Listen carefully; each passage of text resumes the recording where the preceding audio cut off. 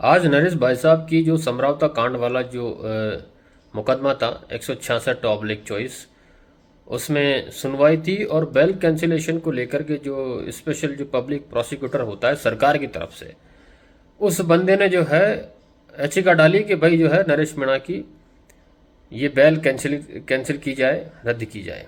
अब मैं सोच रहा था कि यार किसके कहने पे वो बंदा जो है स्पेशल पीपी राजस्थान सरकार ने नियुक्त किया है। तो बात करें तो उसमें ओम बिरला का प्रमुख हाथ है और उसमें वसुंधरा राजे सिंधिया का।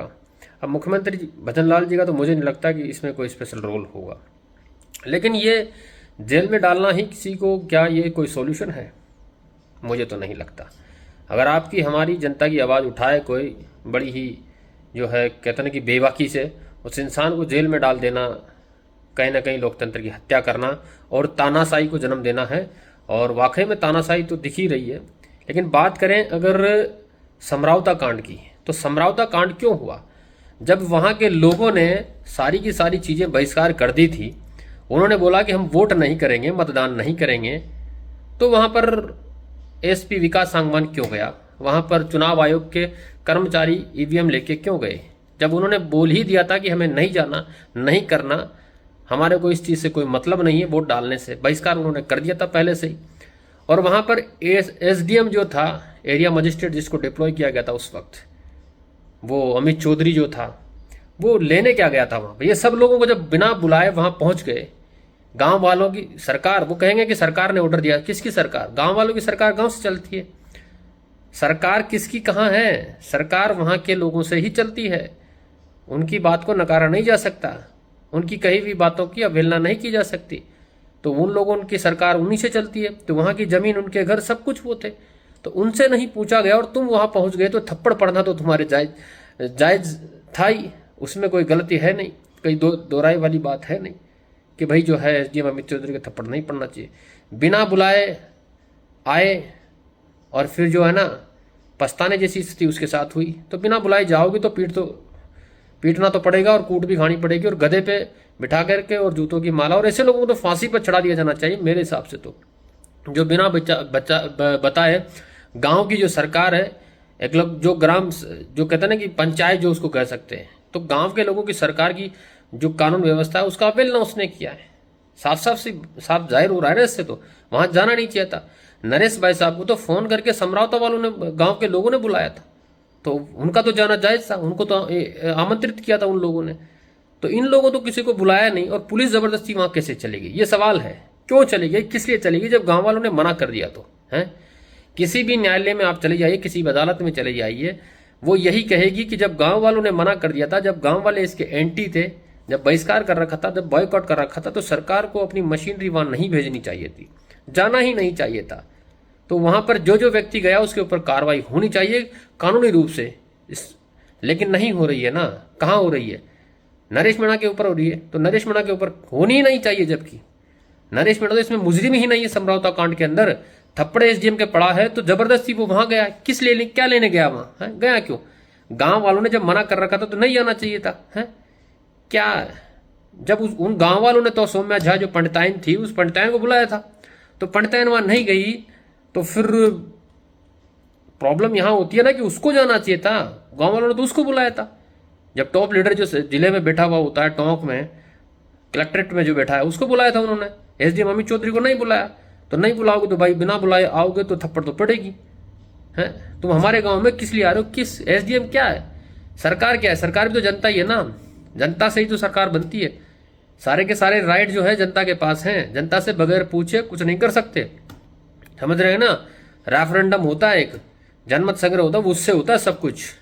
जब वहां के लोगों ने मना कर दिया तो तुम्हें नहीं जाना चाहिए था। तो समरावता कांड तो कुछ कांड है ही नहीं, जबरदस्ती उसको हवा बना रखा है। एक समाज विशेष के लोगों को, नरेश मीणा को दबाने के लिए, है एक लीडर की आवाज को दबाने के लिए जबरदस्ती जो हाउल्ला मचाया जा रहा है। संविधान को, लोकतंत्र को खत्म करने की कोशिश की जा रही है। जबकि उसको जिंदा रखना है तो इसी तरीके से रखा जाता है कि जब वहां पे एसपी सांगवान को नहीं बुलाया, स्पेशल टास्क फोर्सेज को नहीं बुलाया, किसी को नहीं बुलाया, तो उनको जाना ही नहीं चाहिए था। वो तो जबरदस्ती वहां गए थे। तो जबरदस्ती जाओगे और घरों में घुसे तुम लोग। तुम्हारे को राइट किसने दिया ये बता? गांव की सड़क पे चलने का उन पुलिस वालों के पास राइट नहीं है। हैं? जब गांव वालों ने मना कर दिया तो वहां किसके कहने पे गए तुम? हैं? गांव वालों ने मना कर दिया तो गांव वालों के बगैर इजाजत के तुम गांव में कैसे घुसे? उनके घरों में कैसे घुसे?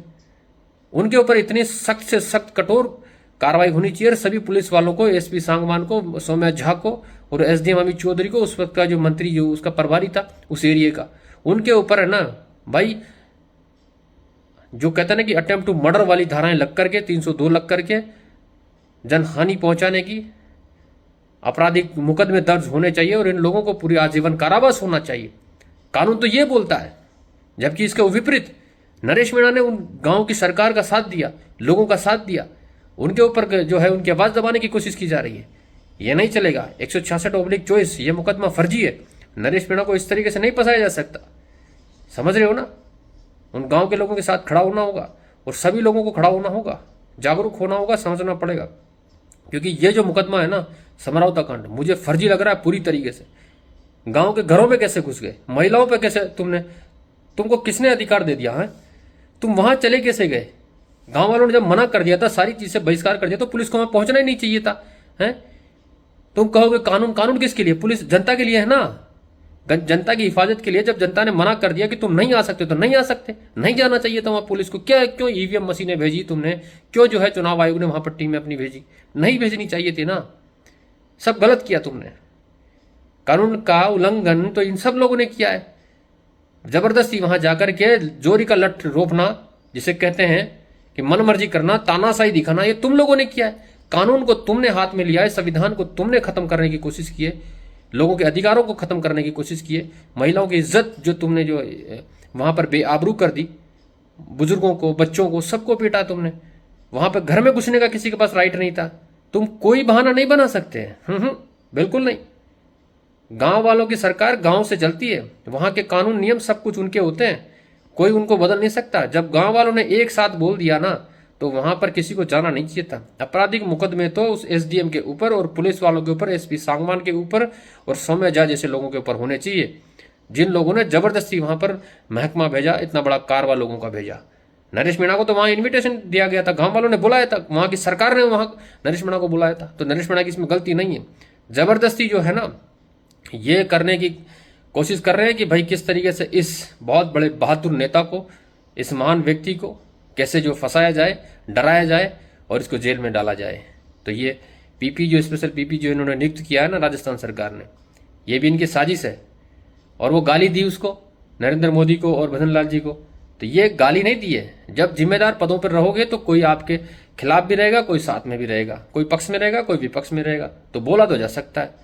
उसको आप डिराई नहीं कर सकते, मना नहीं कर सकते। किसी को बात अच्छी लगती है, किसी को बुरी लगती है। ऐसे तो प्रधानमंत्री जी ने बहुत से लोगों को गालियां दी है, बहुत से लोगों को अनाप शनाप जो है गलत तरीके से जो है भाषा का इस्तेमाल किया है। भजन लाल जी ने भी कई बार जो है पटांग शब्दावली का इस्तेमाल किया है। बहुत से नेता ऐसे हैं जो अपराधी हैं, मर्डरिस्ट हैं, मर्डर किया है, रेप किया उन लोगों ने, कई अधिकारियों के थप्पड़े भी मारी है, ऐसे तो बहुत सारे हैं। तो उनके खिलाफ तो जो तुम लोग नहीं करोगे। अमित शाह जो है वो तड़ी पार का टेक लगा रखा है उसके ऊपर। उस व्यक्ति ने भाई इसरत जहां मर्डर केस है, साबुद्दीन मर्डर जो एनकाउंटर का मामला है, गोधरा कांड इन लोगों ने करवा दिया है। इतने सारी चीजें इन लोगों ने, सारे के सारे जो बम ब्लास्ट इन्होंने दिल्ली में करवा दिए, फिर JNK में करवा दिए, इतने हादसे लोग करवाने, तो फिर इनके खिलाफ तो कोई कार्रवाई नहीं हो रही, कोई FIR दर्ज नहीं हो रही है। लेकिन नरेश मीणा ही इनके खटक रहा है। ये कांटा क्यों खटक रहा है? क्योंकि ये लोगों को जगा रहा है, जन क्रांति लेके आ रहा है, जन जागरण लेके आ रहा है, उनको संवैधानिक अधिकार जगा रहा है कि तुम उठो खड़ो, ये उठे खुटो, जागो और लड़ो। ये सब सिस्टम जनता के लिए है, न कि जनता इस सिस्टम के लिए। लोकतंत्र है यहाँ पर, जनता के लिए, जनता का शासन, ये होता है लोकतंत्र। यहाँ पर कोई अधिकारी, कोई पुलिस वाले, कोई कुछ नहीं है जनता के सामने। जनता के सामने ये भिखारी है, नौकर है। तो समझना पड़ेगा ये समरावता कांड एक फर्जी कांड, फर्जी प्रकरण था।